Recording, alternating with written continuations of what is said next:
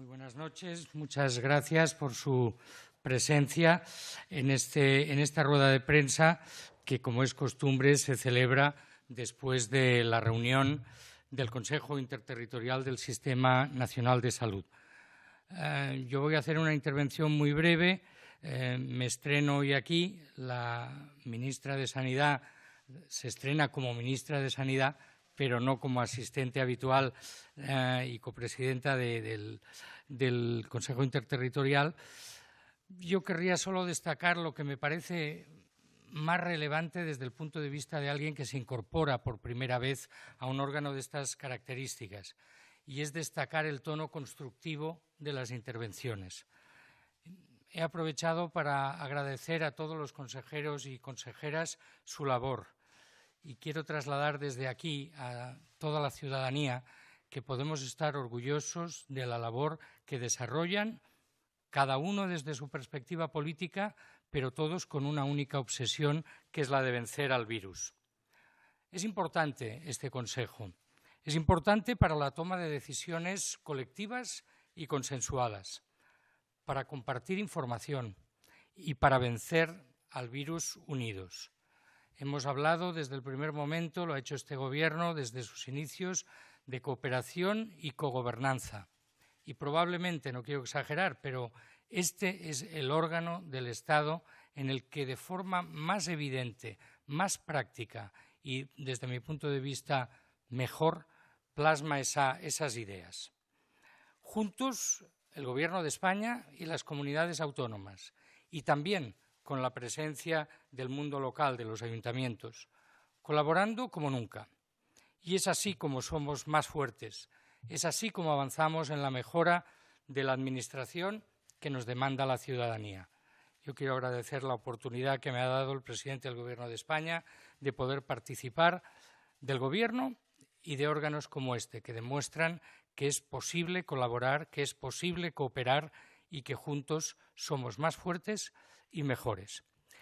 Y cedo ahora la palabra al doctor Fernando Simón, que, como ustedes saben, dirige el Centro de Coordinación de Alertas y Emergencias Sanitarias. Muchas gracias, ministro. Encantado de compartir esta mesa con usted y con la nueva ministra de Sanidad. Bueno, voy a tratar de ser breve. Hoy hay mucha información de interés. Mi información va a ser básicamente sobre la evolución de la epidemia en estos últimos días.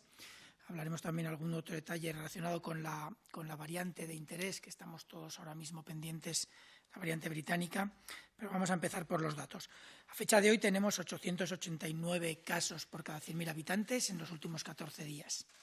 Es una cifra inferior a la de ayer. Es cierto que ha habido una comunidad autónoma que tiene un pequeño problema con algunos datos y puede haber un pequeño margen de error ahí, pero lo cierto es que estamos ahora mismo con unos puntos menos de los observados ayer, que hay que, como digo, tomarlos con mucha precaución.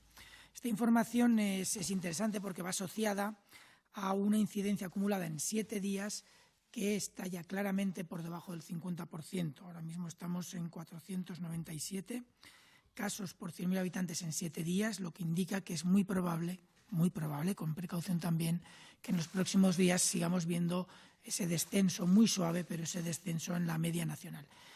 En todo caso, hay ya 11 comunidades que estarían en esa situación o de estabilización o de descenso de la transmisión. Pero, como bien saben, el descenso en la transmisión no es lo mismo que el descenso en la ocupación de camas hospitalarias o en la ocupación de camas de UCI. La presión hospitalaria se va a seguir manteniendo durante unos días y, de hecho, seguimos observando que los datos de ocupación hospitalaria aumentan. Ahora mismo son ya del 24%, con varias comunidades por encima del 30%, y la ocupación de camas de UCI es de casi 43%, 42,8%, más ocupación de la que hemos visto en los días previos, y con 6 comunidades autónomas por encima del 50%. Esto implica, como ya sabemos, que aunque empecemos el descenso de la transmisión o de la incidencia en el número total de casos, el número de camas de hospital y el número de camas de UCI van a seguir recibiendo cada día más presión durante unos días más. Los datos de hospitalización podemos esperar que alrededor de principios de la semana que viene quizás podamos haber empezado a llegar a una estabilización o incluso un posible descenso en la ocupación hospitalaria, pero las camas de UCI, si no conseguimos una reducción drástica, muy rápida de la transmisión, van a seguir incrementándose durante por lo menos una semana o 10 días, poniendo a los hospitales en una situación realmente muy, muy complicada. De hecho, ya hay muchos hospitales que están en una situación muy complicada en la que han tenido que desprogramar actividad de rutina. Sí que es cierto que, a pesar de todo, estamos haciendo un esfuerzo diagnóstico muy importante y, por lo tanto, esto puede favorecer el control de la transmisión, porque detectando prácticamente todos los casos, o un porcentaje elevadísimo, cercano al 80%, quizás más ahora mismo en estos momentos, todavía no tenemos estimaciones de cuánto podría ser, pero desde luego porcentajes muy altos, detectando todo ese porcentaje de casos podemos aislarlos correctamente y establecer las cuarentenas para sus contactos. Obviamente, ni los aislamientos domiciliarios ni las cuarentenas que se hacen en domicilio se pueden, digamos, controlar completamente por parte de las autoridades, pero entendemos que la responsabilidad individual juega un papel importante ahí y entendemos que la población española es suficientemente responsable como para entender las implicaciones que puede tener no hacer correctamente los aislamientos o no hacer correctamente las cuarentenas. La tasa de positividad va descendiendo progresivamente. Ahora mismo tenemos ya menos del 16%, 15,8%. Entre otras cosas porque estamos haciendo un número muy, muy elevado de pruebas. Seguimos ascendiendo en el número de pruebas y hemos estado pasando de cerca de las 3.000 hace solamente una semana a tener ya 3.617 pruebas por 100.000 habitantes en una semana, lo cual obviamente nos pone en una situación de saber que los datos que estamos utilizando reflejan fielmente la realidad y que no estamos haciendo toma de medidas basándonos en estimaciones con las cuales podemos cometer ciertos errores. En todo caso, al igual que las UCIs y las camas de hospital van a seguir sufriendo, el último dato que veremos bajar, como ya creo que hemos aprendido todos, es el de la mortalidad. En los últimos 7 días se han notificado 1.783 fallecidos con fecha de defunción en ese periodo, lo cual desde luego no es un dato nada bueno y va a seguir subiendo probablemente en los próximos días hasta que empecemos realmente a controlar la estancia en las UCIs. Por lo demás, yo creo que no hay muchos más datos que puedan ser del interés de los que acabamos de mencionar, pero sí que quería hacer una reflexión sobre la evolución de la variante. Yo creo que es la variante B117, la variante que todos conocemos como la variante británica. En España ahora mismo tenemos una variabilidad importante entre comunidades autónomas y entre territorios más o menos pequeños o más o menos grandes. Hay puntos de España donde puede llegar a estar algo por encima del 20% la proporción de los casos que están producidos por la variante británica, en territorios en general reducidos de tamaño. A nivel nacional, el porcentaje que estamos ahora estimando es que estemos entre el 5 y el 8% aproximadamente a nivel nacional, con, como ya digo, variación importante entre las diferentes comunidades autónomas. Esta evolución es progresiva y cada semana la previsión es que vaya incrementándose la presencia de esta cepa. Según los datos que tenemos ya de más países, hablábamos hasta ayer o hasta el lunes pasado de datos procedentes de Reino Unido y de Irlanda que indicaban una progresión de multiplicativa de alrededor de 1,5 a 2 veces la presencia de la cepa británica entre sus casos y, por lo tanto, un incremento desde alrededor del 1 o 2% hasta ser cepa claramente mayoritaria, ocupando el 50% del espacio, de alrededor de 7, 8, 9 semanas, con variación entre Irlanda y Reino Unido y entre diferentes zonas de Reino Unido. Ahora tenemos también datos de otros países, Dinamarca, Suiza, Portugal, que han mostrado progresiones similares. Ahora mismo, en la evolución en la que está España, podemos esperar que la cepa británica llegue a ser la cepa predominante en España por encima del 50% de las cepas circulantes a final de febrero o en la primera quincena de marzo. Todo va a depender un poquito de la calidad con la que se implementen las medidas de control alrededor de los casos potencialmente afectados por esta cepa y en las zonas donde esta cepa es más predominante.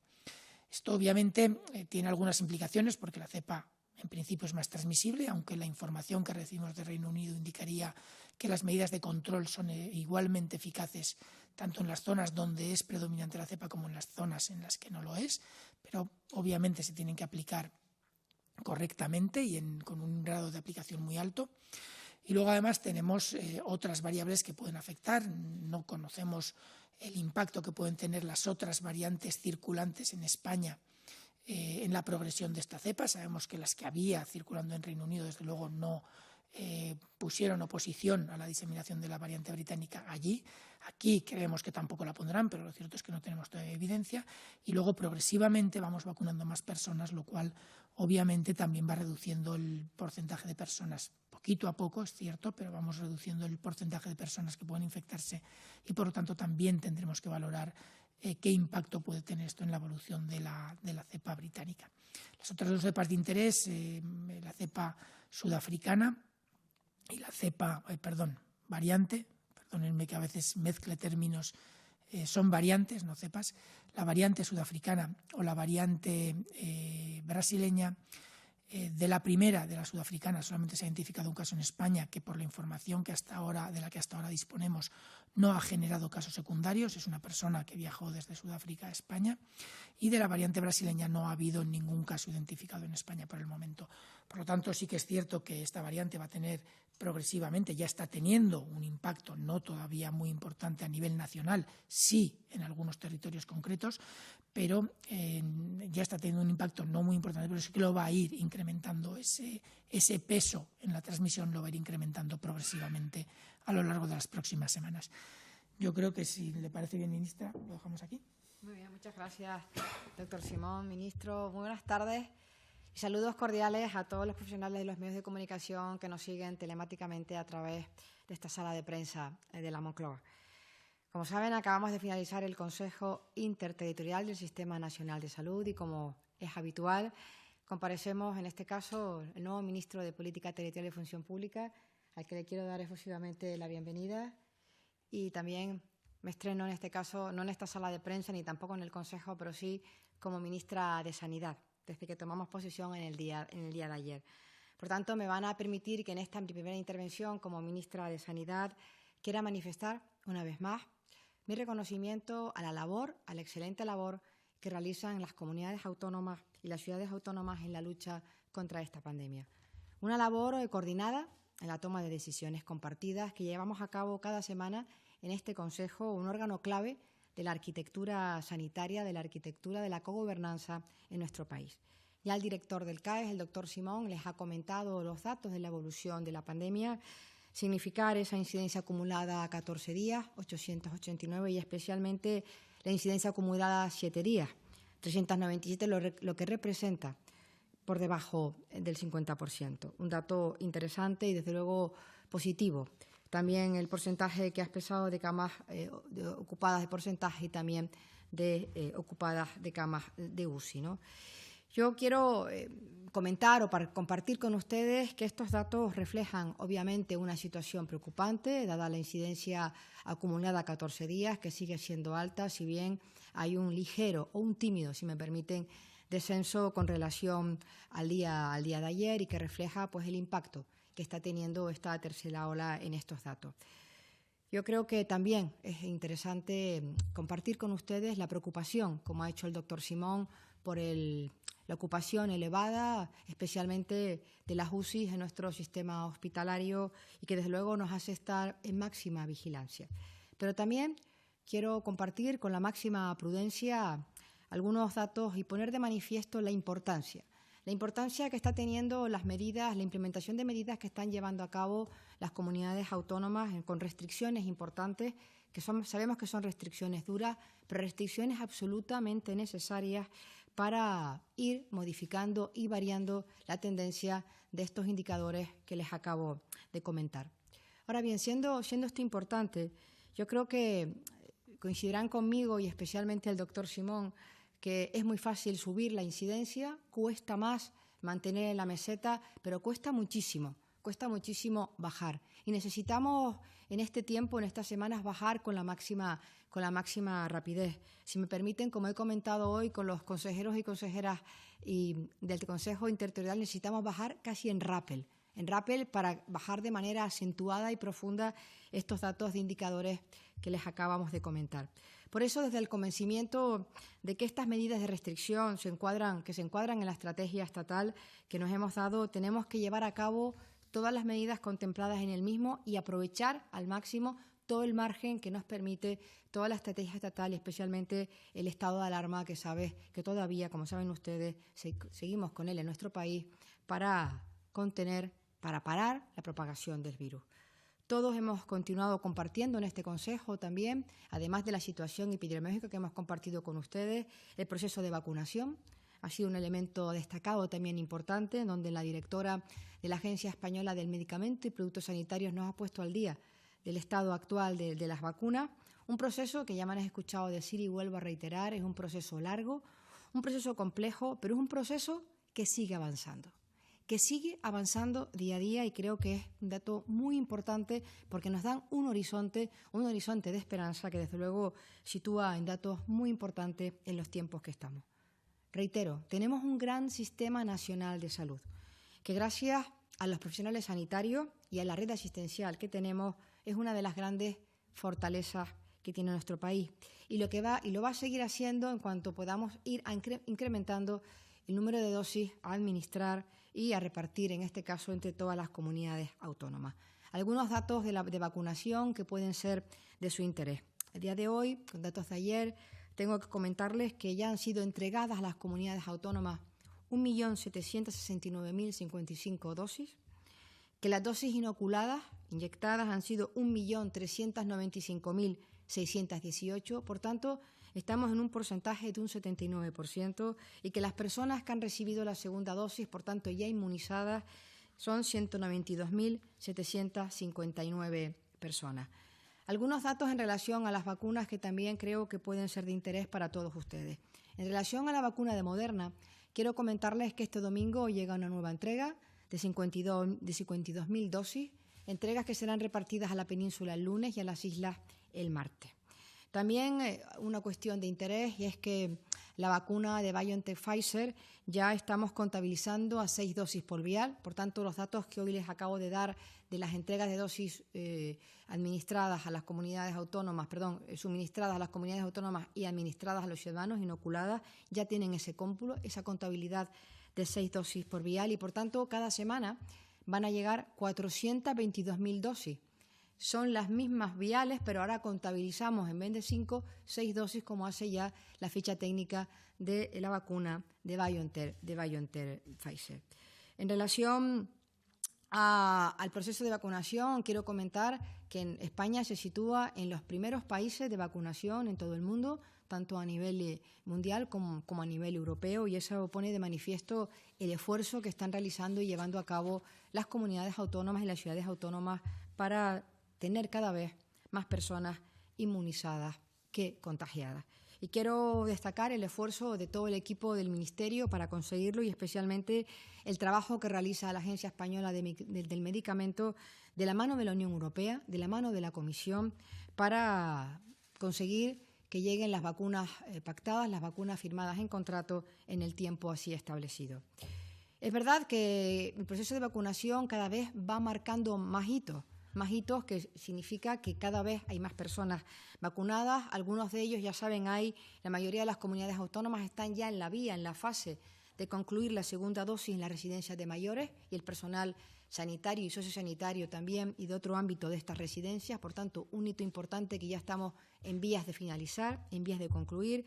También, como saben, hemos ya establecido cuál es el quinto grupo de personas en esa estrategia de vacunación de grupos dianas, grupos target a vacunar, ¿ven? Que es muy importante, y también las personas mayores de 80 años. Por tanto, como ven, seguimos avanzando en esta estrategia de vacunación y sobre todo en esta estrategia de esperanza, porque si algo significa la vacuna es, en palabras del presidente Sánchez, como dijo el otro día, es la esperanza frente al miedo. La vacuna es ciencia, la vacuna es Europa. Por tanto, la vacuna es el horizonte a alcanzar para dejar atrás esta maldita pandemia. Y también hemos aprobado en el día de hoy un acuerdo que hemos sometido al Consejo sobre la aplicación de la estrategia de la vacuna, un acuerdo que reafirma el compromiso de todos los integrantes del Consejo en seguir vacunando y, desde luego, una estrategia de vacunación que está sustentada, está solidificada en una base sólida, muy potente, pero especialmente en unos criterios técnicos, pero principalmente éticos, robustos, que también quiero señalizar y compartir con ustedes. Es una estrategia diseñada a conciencia. Es una estrategia que, desde luego, supone un paso muy, muy importante y en la que no caben atajos. No caben atajos, sino solo cabe cumplir con los criterios que nos hemos establecido, como así se está realizando. Y además, quiero también destacar lo que es un documento vivo. Es un documento vivo en el que tanto el grupo de trabajo como la ponencia de vacunas o la Comisión de Salud Pública pues está constantemente actualizando con la incorporación, en este caso, de nuevos grupos o otras circunstancias que también los miembros de la misma puedan considerar. Nos esperan semanas difíciles, pero por eso creo que es importante, a pesar de estos datos, volver a hacer una llamada a la cultura de la prevención, a la cultura del cuidado, a las 6 M's que tanto conocemos y, sobre todo, hacerlo con la máxima precaución ante también la llegada, ya como ha comentado el doctor Simón, de la variante británica. Sabemos que el virus no está derrotado, pero también sabemos que nuestra guerra es una guerra sin tregua para poner lo mejor de nosotros mismos, como estamos haciendo, y seguir volcándonos en volver a vencer al virus en esta tercera hora. Nuestro comportamiento responsable, tanto individual como colectivamente, es muy importante para adquirir eso que me han escuchado otras veces y que hoy vuelvo a reiterar, esa inmunización colectiva y la resiliencia comunitaria para vencer también no solamente esta, sino otras amenazas futuras.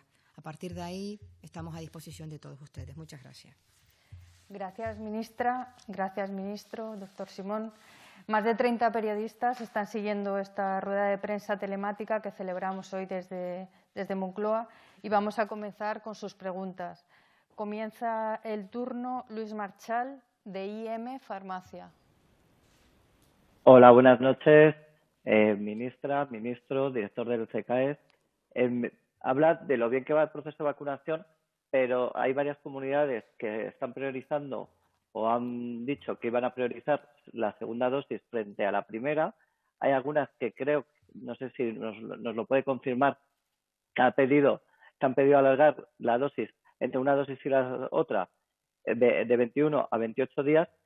Entonces, como ministra de Sanidad, me gustaría saber si mantiene la previsión de que de aquí al verano el 70% de la población estará vacunada, porque las cuentas no salen si además hasta marzo no empiezan los mayores de 80 años. Y por el otro lado, también me gustaría preguntar, porque me comentan que empieza a haber problemas con el suministro con las mascarillas FFP2, puesto que la gente quiere utilizarlas más. ¿Hay algún plan de contingencia para que no volvamos a tener la situación que vivimos en la primera ola con la falta de mascarillas? Muchas gracias.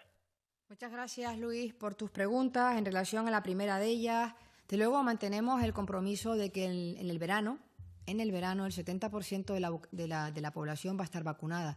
Ese es el objetivo compartido por este Gobierno, pero también por todas las comunidades autónomas y las ciudades autónomas.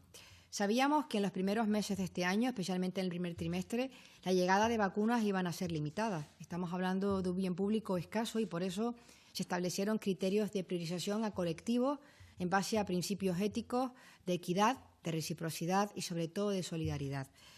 Sabemos ya también que las 2 vacunas autorizadas, tanto la de BioNTech Pfizer como la de Moderna, están llegando con periodicidad, con regularidad.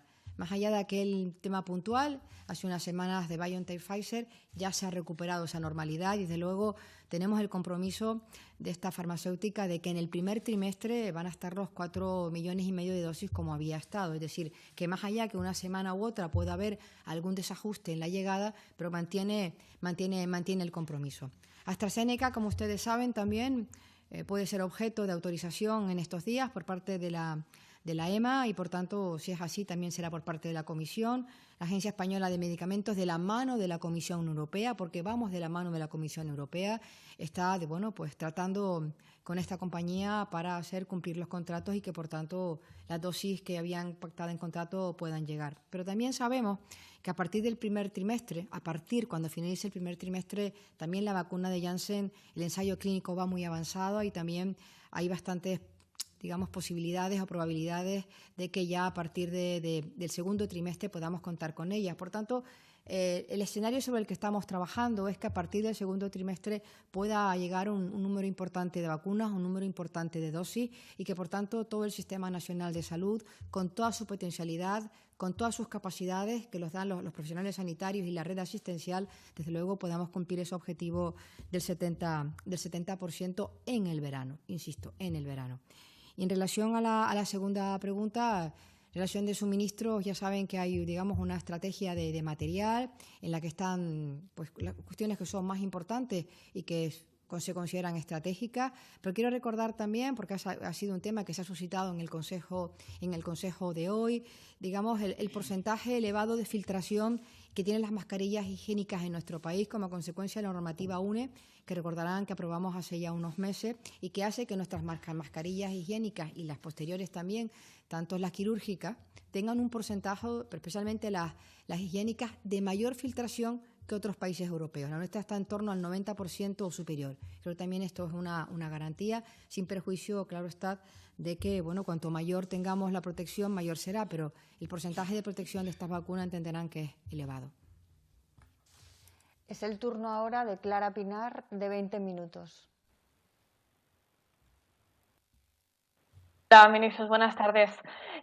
Sí, yo quería preguntar por las medidas correctivas que ha propuesto hoy el Gobierno de las comunidades autónomas tomar pues para personas que se saltan el turno y se vacunan antes de lo debido.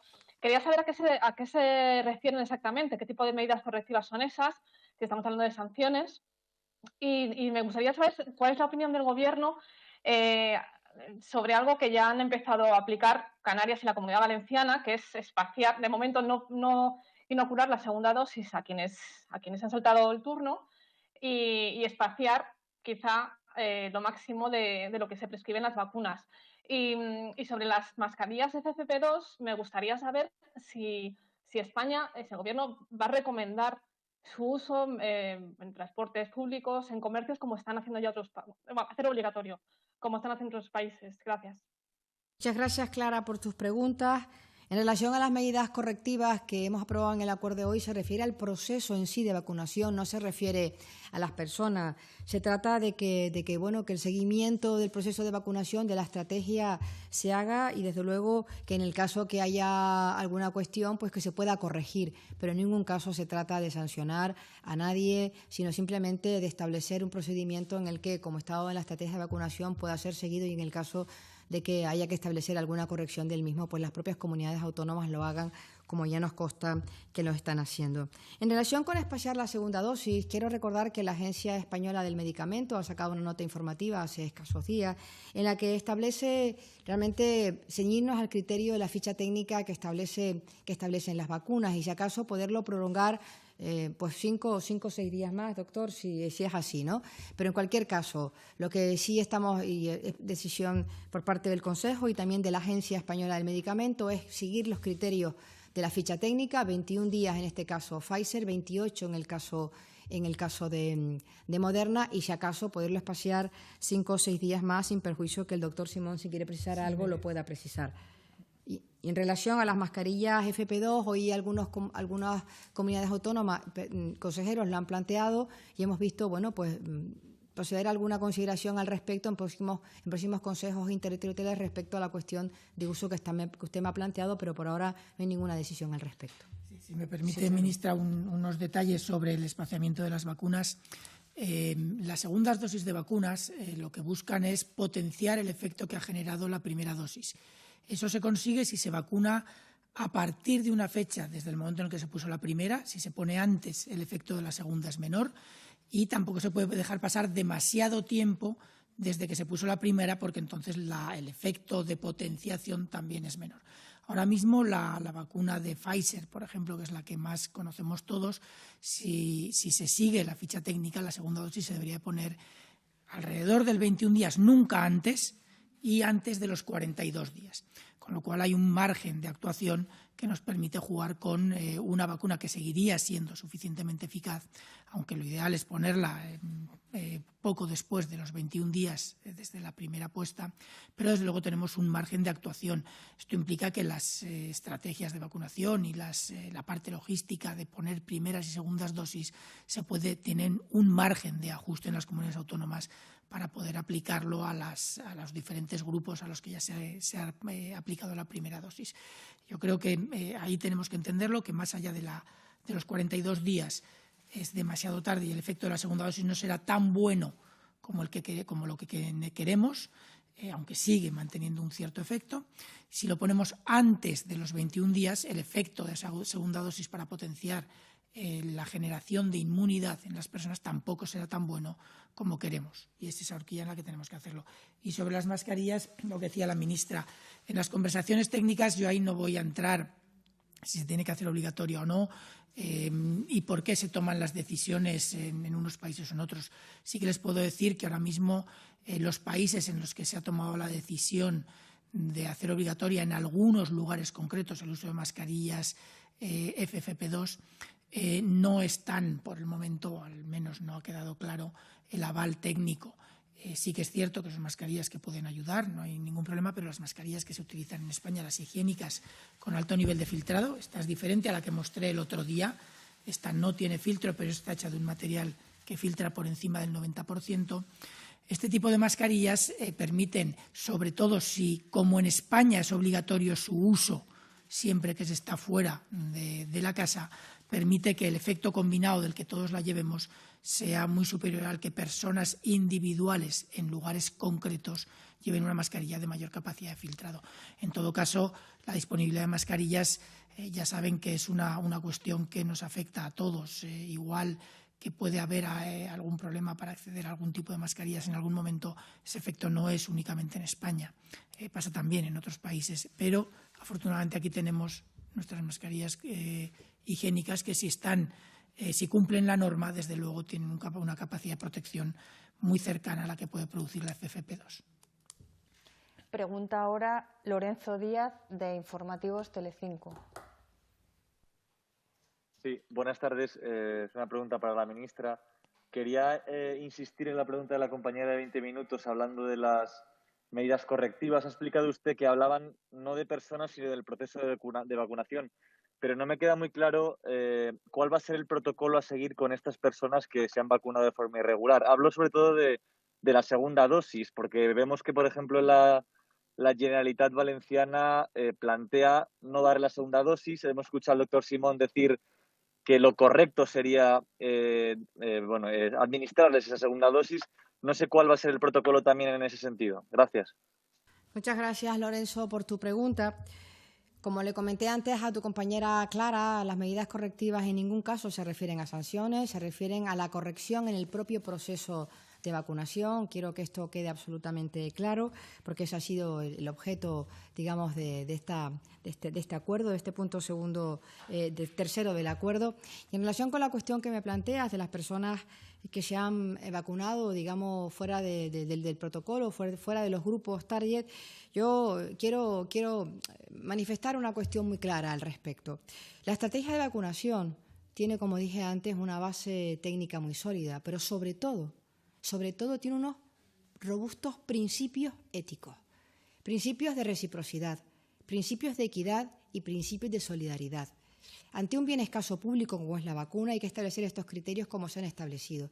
Y los mismos obedecen a devolver a aquellos que han hecho ya un sacrificio antes por nosotros. Primero los mayores, también los más vulnerables, pero también los sanitarios que han estado en primera línea, que nos han cuidado y que nos siguen cuidando y que van a seguir cuidando de nosotros. Por tanto, desde luego, yo creo que las personas que se saltan el protocolo tienen que tener el rechazo social, sin duda alguna, pero en cuanto a poner la segunda dosis o no, yo creo que deben ser los criterios médicos los que se pronuncien al respecto. Y, por tanto, yo a esos criterios médicos sean los que tendrán que determinar si se ha de poner o no. El rechazo social, por supuesto, pero los criterios médicos deben ser los que se impongan en esta cuestión que usted está planteando. Es el turno ahora para Celeste López, del diario La Vanguardia. Ay, perdonadme, que no daba el micrófono. Es una pregunta para el doctor Simón. Usted ha comentado, estoy hablando del tema de la variante británica, y usted ha comentado que hay territorios en los que se alcanza ya un 20%. Me gustaría que me aclarara cuáles son esos territorios. Luego, por otra parte, han comentado que es necesario que bajemos de forma muy drástica el número de casos, la incidencia de los contagios, para evitar más presión al sistema. Hoy creo que algunas comunidades le han vuelto a plantear el tema de endurecer las medidas y utilizar el toque de queda, entre ellos, y endurecer un poco lo que es el decreto, modificar el decreto de alarma. La semana pasada nos comentaron que eso estaba en estudio. No sé si se ha vuelto a estudiar, no se ha estudiado o lo hemos dejado ahí en un impasse. ¿Creen que sería necesario que esos territorios que tienen un 20% de circulación de la variante británica adoptarán medidas aún más duras y sería necesario modificar el decreto de alarma? Y por otro lado, no entiendo, entiendo por el tema de la estrategia de vacunación, que el tema del retraso de Pfizer se ha quedado totalmente solucionado y que la semana que viene, este mismo lunes, volverá a entrar la partida que teníamos apalabrada, ¿no? Gracias. Respondo ya a la primera parte.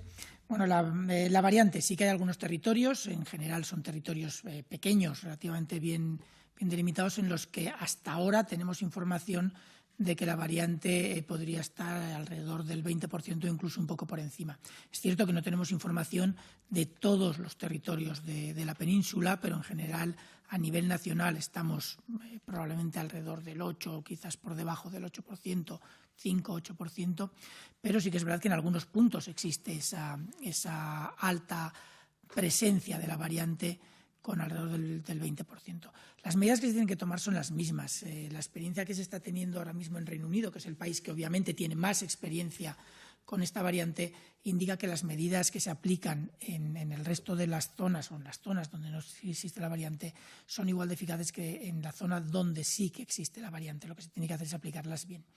Yo no sé si es necesario modificar el decreto de alarma. Sí que sabemos que todavía en unas grandes zonas del territorio se pueden implementar más medidas sin llegar a modificar el decreto de alarma. Eso sí que lo sabemos. En todo caso, no es mi decisión el modificarlo o no. Sí que podemos nosotros pedir que por favor se utilicen el máximo de medidas que se puedan utilizar, sea con o sea sin el decreto de alarma. Y sabemos que en muchos puntos todavía hay cierto margen.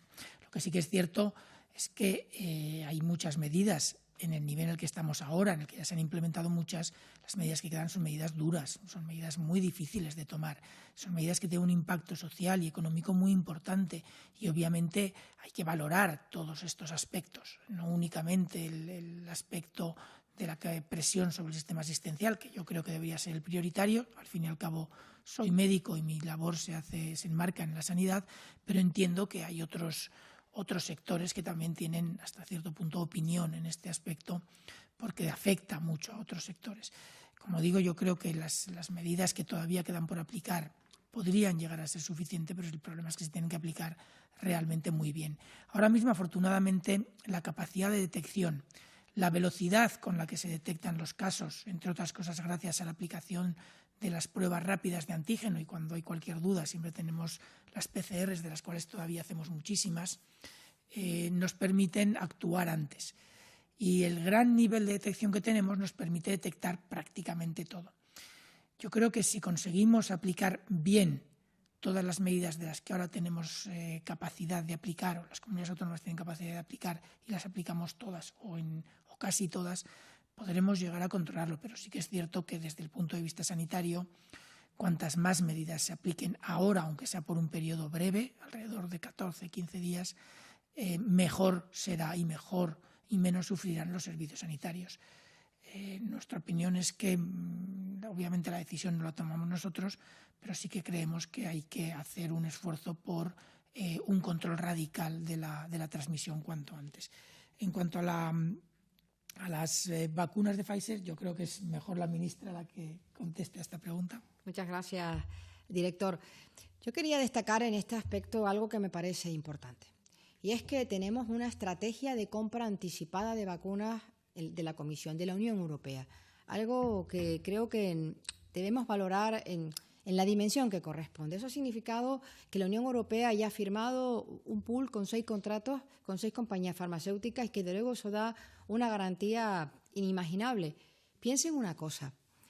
El 27 de diciembre, parece que hace mucho tiempo, pero hace escaso, todavía no hace un mes, llegaba la primera vacuna. Recuerden cuando vacunábamos a Araceli. No hace un mes, y sin embargo ya a día de hoy tenemos dosis entregadas por 1.769.000 y han sido ya dosis inoculadas, ya administradas a personas de este país 1.395.000. ¿Por qué digo esto? Porque creo que debemos marcar bien los hitos de un proceso de vacunación que desde luego tiene una estrategia, que ha sido planificada a conciencia y que por tanto también tenemos una periodicidad en la llegada de las vacunas.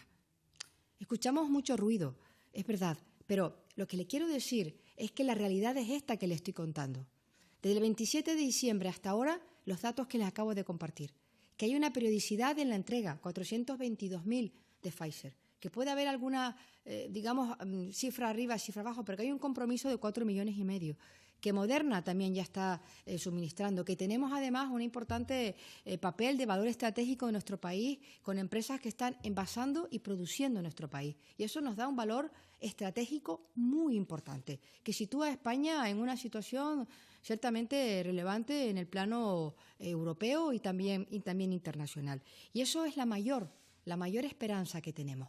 La mayor esperanza que tenemos porque eso es nuestro objetivo, esa es nuestra misión. Ese es el objetivo prioritario de este Gobierno y, por supuesto, de esta ministra. Cerrar con éxito el proceso de vacunación y, por supuesto, acabar con este virus de una vez por todas. Por parte del diario.es, pregunta ahora Belén Remacha. Hola, buenas tardes. Tenía en primer lugar una pregunta para la ministra Darias. El documento que ha salido del Consejo, lo hemos podido leer, es muy genérico. Habla de extremar el seguimiento de la aplicación de la estrategia de vacunación. Perdone que insista con una pregunta anterior de la compañera, pero si nos puede explicar esto, ¿cómo debe extremarse este control? ¿Podría poner algún ejemplo? ¿Qué es lo que hay que corregir? ¿Consideran que ha fallado algo en estas primeras semanas, en este seguimiento, para que hayamos conocido tantos casos de vacunaciones irregulares? Y luego también tenía una pregunta para el doctor Simón. Ha comentado, como otras veces, que la cepa británica puede ser dominante a finales de febrero, principios de marzo en España. Pero otro día también pudimos leer un documento del Ministerio de Seguimiento de la presencia de la cepa que decía que está creciendo ya muy rápidamente en algunos territorios, como también ha dicho. ¿Nos podría explicar exactamente qué significa esto? O sea, cuál es esta velocidad a la que va y, sobre todo, qué implicaciones puede tener en el corto plazo? ¿Podremos ver que afecte a la incidencia de manera inmediata, no solo a finales de febrero? Muchas gracias. Bueno, en cuanto a la variante, ahora mismo está yendo a una velocidad de aproximadamente, está creciendo en alrededor de 1,5 veces a 2 cada semana. Es decir, si la semana pasada ocupaba un 1% del espacio, la semana siguiente ocupaba alrededor de 1,5–2% del espacio, a la semana siguiente alrededor de 3–4% del espacio, y es más o menos la misma velocidad que hemos observado en otros países. De los países de los que tenemos información ahora mismo es de Portugal, de Suiza, de Dinamarca, de Reino Unido, de Irlanda, y el crecimiento está viniendo a ser poco más o menos el mismo. Es verdad que la aplicación de más medidas de control obviamente puede modificar esa velocidad y puede reducirla o incluso no evitar la ocupación del espacio, pero sí evitar que implique un mayor número de casos que las cepas actualmente circulantes. Es cierto que en principio es más transmisible, pero es más transmisible en una situación, digamos, natural. En el momento en que se empiezan a aplicar medidas de control, según la calidad de esas medidas, podría ser similar o ligeramente mayor. El impacto a corto plazo, desde luego, el que se espera es que produzca algo más de transmisión, pero al mismo tiempo, a medida que van pasando las semanas, vamos vacunando progresivamente a los más vulnerables. La variante británica, es cierto que haya ahora alguna información diciendo que podría ser algo más letal, pero también es cierto que los grupos más vulnerables y, por lo tanto, que sufren mayor letalidad por el coronavirus están cada día más protegidos. Poquito a poco, no estamos vacunando todavía al 100% de ellos, pero cada semana es un grupo que ya está mejor inmunizado. Incluso con la primera dosis estamos empezando a observar un cierto efecto en las personas. Ahora mismo el único grupo en el que podemos valorar, y sin saber, sin poder valorar realmente la efectividad de la vacuna, pero sí que podemos valorar la evolución de la epidemia. Y ahora mismo estamos observando que las personas mayores de 65 años que están en residencias o en centros sociosanitarios están actualmente teniendo una incidencia menor que las personas también mayores de 65 años que no están en las residencias, lo que quiere decir que una de dos, o la vacuna está teniendo el efecto deseado y por lo tanto podemos esperar que compense en parte el incremento de transmisibilidad de la variante británica, o que el hecho de que se haya ido a cada residencia a vacunar ha generado tanta concienciación que se aplican extremadamente bien las medidas de control y por lo tanto ni la variante británica está teniendo el efecto que debería tener si es que ha llegado a entrar en estas residencias, o desde luego las variantes que están circulando están reduciéndose o está reduciéndose la incidencia a partir de ellas. Es decir, el incremento de transmisibilidad tiene que valorarse en conjunto con las medidas que se toman y con el nivel de inmunidad que se va generando en la población. Bien, en relación con la pregunta que hacías, Belén, quiero compartir que este documento que hemos aprobado ha sido objeto de mejora, de enriquecimiento, con aportaciones que han hecho los miembros del Consejo, documento que ha sido aprobado por mayoría del mismo, y lo que pretende este documento es reafirmar el compromiso de las comunidades autónomas en el trabajo que están realizando y, sobre todo, teniendo en cuenta que estamos hablando de un documento vivo, un documento que se va implementando y que se va mejorando cada día. Esa es la finalidad, de reafirmar ese compromiso y lanzar un mensaje claro y diáfano a la ciudadanía de que hay una estrategia que las comunidades autónomas están implementando con la coordinación del Gobierno de España y el papel importante que está haciendo la EMS, y sobre todo hay unas vacunas que están ahí, que desde luego van a seguir llegando y que tenemos que ir cada vez implementando más esta estrategia, adaptándola a los nuevos grupos que cada vez se van a ir incorporando. Es el turno ahora de Sara Becerro, de Es Radio. Hola, buenas tardes. ¿Me escucháis? Sí, te escuchamos, Sara. Perfecto. Yo, en primer lugar, me quería interesar por la situación de la Comunidad Valenciana. Queríamos saber a qué se debe que en estos momentos la Comunidad Valenciana esté a la cabeza tanto de incidencia acumulada como de la ocupación de las UCIs, de las camas hospitalarias y también de las defunciones a 7 días. Y también, por otro lado, ya le han preguntado a algunos compañeros, pero me quería interesar por esa opción que iban a plantear en el día de hoy también algunos consejeros, como el de la Comunidad Valenciana, sobre adelantar el toque de queda. No sé si finalmente se ha tratado este tema en el Consejo, si se tiene en consideración ampliar el toque de queda antes de las 10 de la noche. Y también, por otro lado, hablaba la ministra de bajar radicalmente esa incidencia acumulada. Y no sé de qué mecanismos podríamos estar hablando o qué mecanismos quedan si es todo domiciliario. Gracias. Muy bien. Muchas gracias por la pregunta. Vamos a ver. La comunidad autónoma de la Comunidad Valenciana, desde luego, está ahora mismo en una situación muy crítica. Es cierto que esta es la primera, pero lo cierto es que hay varias otras que están muy cerca. No es la única que está sufriendo mucho. Hay varias comunidades, de hecho, una gran parte de ellas están sufriendo mucho. Y el problema es lo que comentábamos hace un momento. La variante, aunque ahora mismo todavía a nivel general no represente un volumen muy importante de casos, sí que progresivamente puede llegar a representarlos, y eso es lo que nos tiene que hacer estar muy, muy atentos. En la Comunidad Valenciana no tenemos nosotros los detalles exactos de por qué la Comunidad Valenciana ha tenido este incremento tan rápido. Es cierto también que, según los datos que estamos observando, podría estar ahora mismo ya en una fase de desaceleración muy importante, o quizás incluso de inicio de un suave descenso. En todo caso, la Comunidad Valenciana ha implementado muchas medidas de control muy, muy drásticas, y ese efecto se tiene que ver pronto. Nosotros entendemos que en algunos puntos concretos de la Comunidad Valenciana por sus características, las características de la población que reside allí o las características de la población que accede allí en determinados periodos, la variante británica podría estar teniendo algún impacto, pero no consideramos que ese impacto sea ahora mismo extrapolable al total de la Comunidad Valenciana. Estamos hablando constantemente con la comunidad. Este efecto de la posible variante, desde luego, cada semana puede tener mayor impacto, pero como les digo, según los datos, da la sensación de que progresivamente estamos llegando quizás a esa fase de desaceleración o incluso descenso, aunque sea suave, del número de casos que están teniendo. Pero ya les digo que los detalles creo que la Comunidad Valenciana será mucho más capaz de darles alguna hipótesis más concreta de la que nosotros podemos dar desde el nivel central. Hablando con ellos es más o menos lo que les acabo de comentar. Bien, en relación a la segunda cuestión que plantea, algunas comunidades, evidente, han planteado esta cuestión y, desde luego, nosotros seguimos considerando, como antes también comentó el director del CAES, el doctor Simón, que aquellas comunidades, y se está viendo de manera incipiente, de manera muy prudente, también lo quiero decir, que han aplicado medidas drásticas, han realizado, digamos, han llevado a cabo las medidas que puede contemplar la estrategia estatal en todo el estado de alarma en su máxima plenitud. En ese margen están viendo cómo esos resultados están dándose de manera prudente, pero especialmente quiero destacar la incidencia acumulada a 7 días.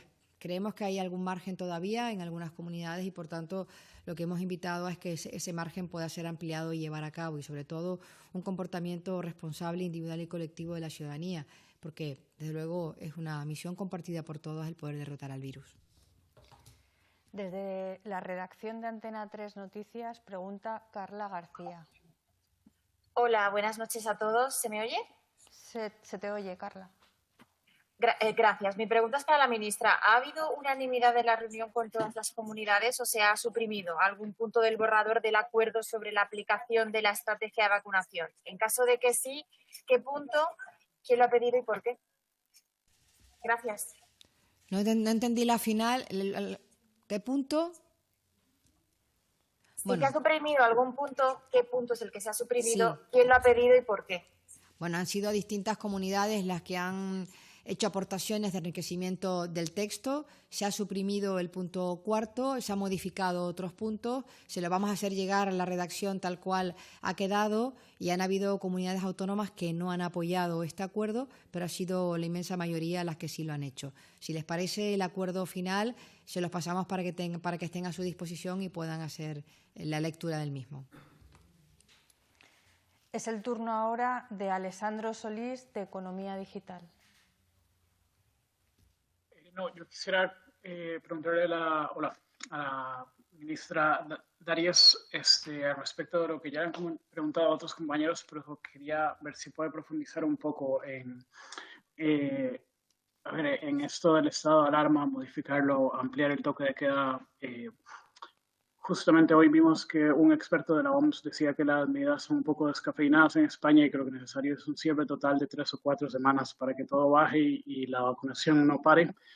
Y así volver a empezar con un nivel de contagio mucho más bajo. Entiendo que las razones del Ministerio para rechazar o no aceptar esta oferta son que entienden que las medidas actuales funcionan bien, pero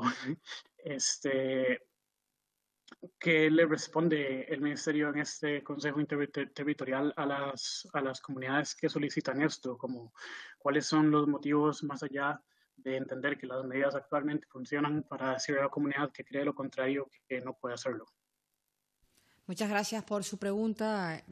Sobre este particular, lo que me gustaría comentar es que este país ha adoptado una serie de medidas y además lo hemos hecho en el marco del Consejo Interterritorial del Sistema Nacional de Salud.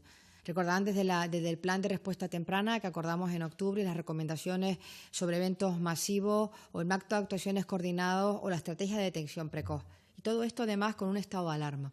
Un estado de alarma que da un margen muy amplio, muy importante de actuación a las autoridades delegadas competentes. Si se fijan, desde que empezamos la pandemia, hace un año, que empezaba aquella epidemia en China y que después posteriormente fue declarada la pandemia por la OMS, parece que hace mucho tiempo. Estamos a escaso, digamos, celebrar un año de aquellos primeros días antes de entrar en lo que ha supuesto este año pasado y esta maldita pandemia que queremos dejar todo atrás.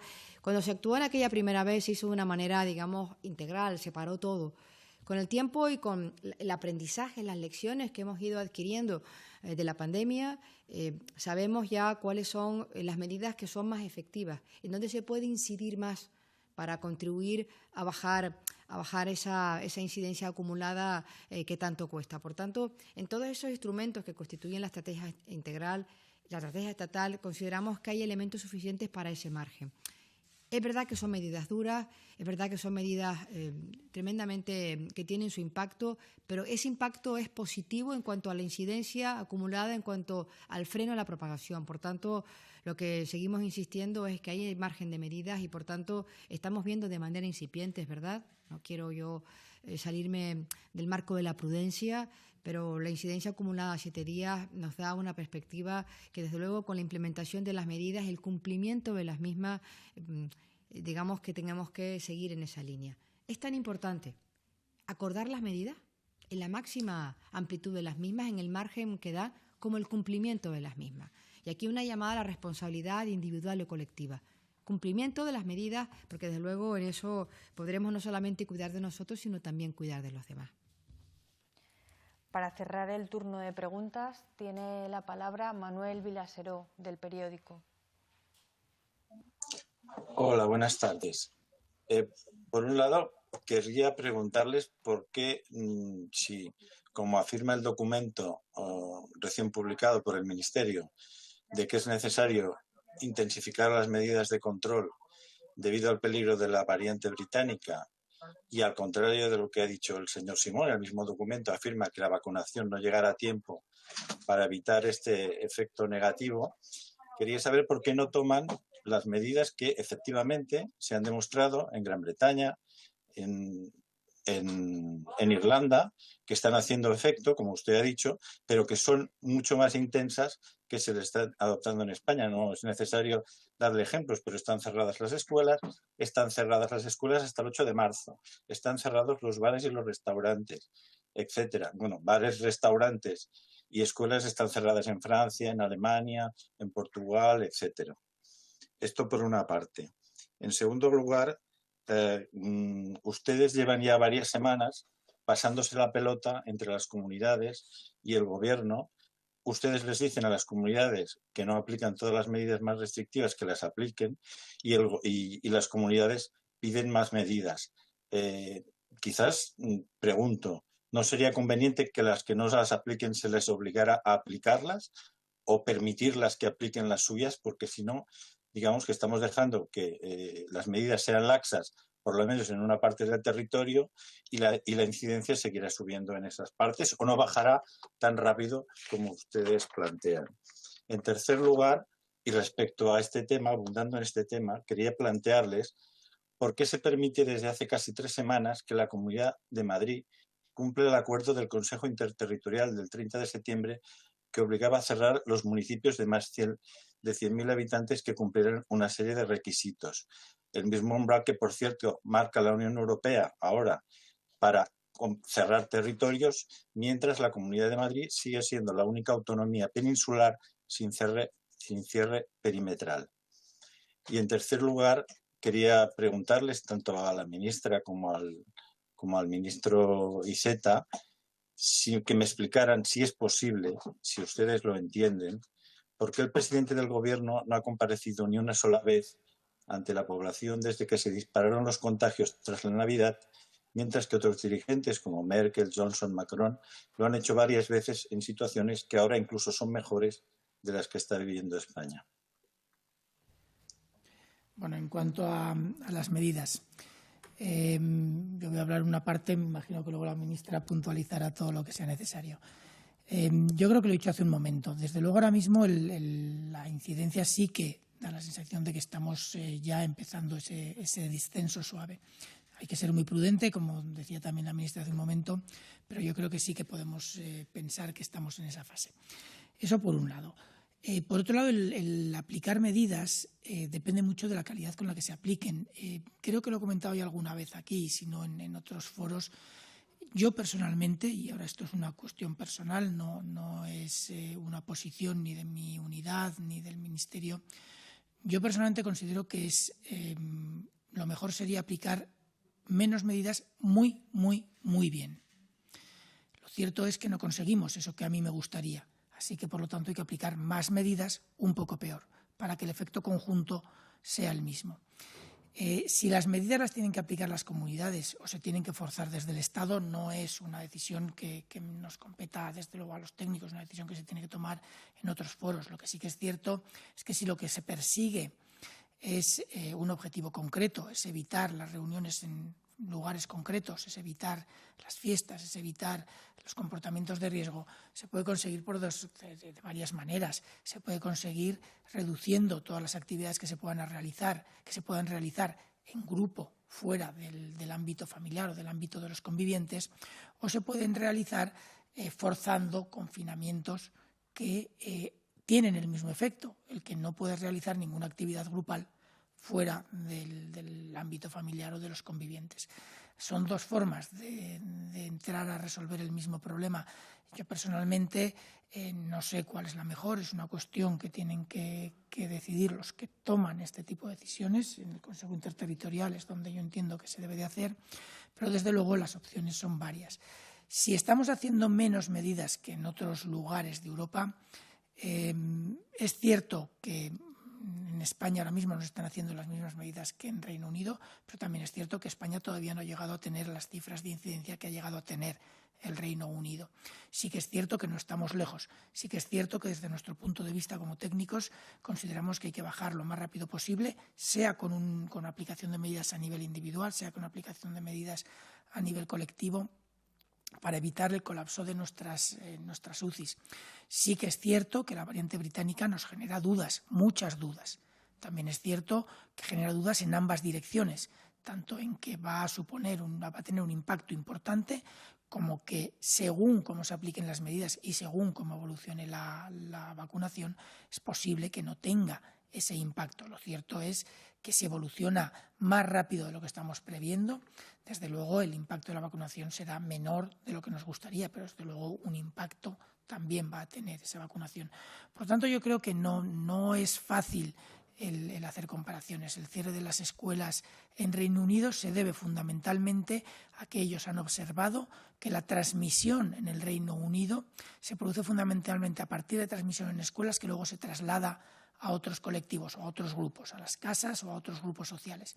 En cambio, en Francia, por ejemplo, se ha observado que la transmisión se produce fundamentalmente en el ámbito de la hostelería, bares, etcétera, y en el ámbito de las fiestas de amigos, que es más o menos los mismos ámbitos en los que en España hemos constatado que su control tiene un mayor impacto en la transmisión.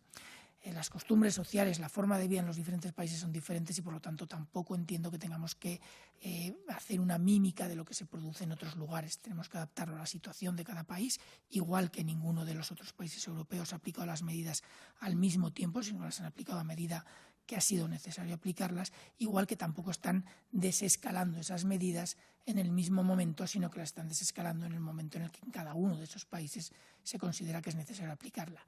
Dicho eso, si ahora mismo cerramos absolutamente toda la actividad no esencial y confinamos a todo el mundo en su casa, por supuesto que el impacto va a ser mucho más rápido que si aplicamos medidas algo menos restrictivas. En la evolución de la epidemia, el impacto será mucho mayor en otros sectores. Gracias, doctor Simón. En relación a las diferentes preguntas que realizaste, Manuel, yo quiero comentarte, continuando con lo que acaba de decir el doctor Simón, que desde luego lo que hemos aprendido de la pandemia que estamos todavía padeciendo en nuestro país desde que se inició a principios del año pasado es que el virus no se comporta igual en todos los territorios. Observamos muchas de las gráficas que ya son conocidas por todos y que se publican en el Ministerio a través del CAE, y lo vemos por cada uno de los territorios. Vemos que las olas no son las mismas. Hay algunas que se ven que hay 3 olas claramente, hay otras que hay 2 o una continuada prolongada. Quiero decir con esto que la realidad epidemiológica en cada territorio es diferente y, por tanto, de ahí esa concepción del estado de alarma desde la cogobernanza, para que cada autoridad competente delegada pueda adaptar a la situación concreta de cómo está el virus en ese territorio, pues las medidas a adoptar. Incluso dentro del territorio la realidad no es la misma. Hay partes del mismo que presentan uno u otro. En cualquier caso, el instrumento legal, constitucional y tremendamente eficaz, que es el estado de alarma y que tenemos, como saben, prorrogados hasta mayo, lo que viene a dar es una herramienta constitucional potente para que las autoridades competentes delegadas puedan adoptar medidas de ese margen. Por tanto, yo creo que es una respuesta bastante inteligente, bastante razonable y que sobre todo se adapta a la realidad territorial de nuestro país y sobre todo a la situación epidemiológica del mismo. Y con respecto a la última, yo quiero decirle que el presidente está en todo, porque el presidente es el que lidera a todo el gobierno y a todos los ministros y ministras que formamos parte de este gobierno y por tanto el presidente no solo está presente, sino está dirigiendo a todo el gobierno al frente de esta pandemia para derrotar al virus y para cerrar con éxito la campaña de vacunación, que es el objetivo prioritario en materia sanitaria de este Gobierno. Muchas gracias. Concluimos aquí esta rueda de prensa. Muchas gracias, ministro. Gracias, doctor Simón.